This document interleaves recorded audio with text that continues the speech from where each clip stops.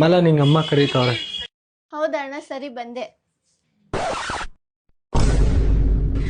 ಮಲ ಪ್ಲೀಸ್ ಕಣೆ, ನಿಮ್ಮ ಫ್ರೆಂಡ್ ಸೆಟ್ಟಿಂಗ್ ಮಾಡ್ಕೊಡೆ. ನೀನೇನು ಹೇಳ್ತೀನಿ ನಾನು ಅದು ಕೇಳ್ತೀನಿ. ಪಾತ್ರೆ ತೊಳಿತೀನಿ, ಬಾತ್ರೂಮ್ ತೊಳಿತೀನಿ, ಅವ್ನು ಸೆಟ್ಟಿಂಗ್ ಮಾಡ್ಕೊಂಡು ಪ್ಲೀಸ್ ಕಣೆ ಮಲ.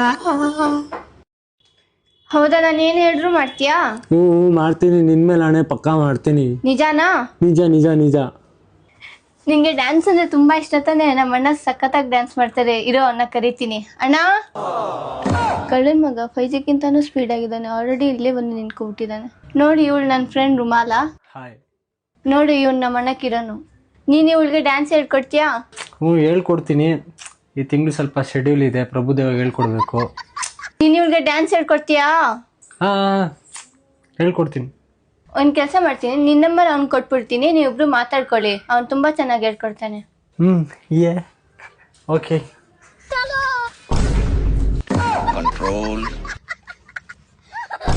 ಕೊಡೆ ನಂಬರು. ಇರೋ, ಇನ್ನೂ ಫಿನಿಶ್ ಆಗಿಲ್ಲ.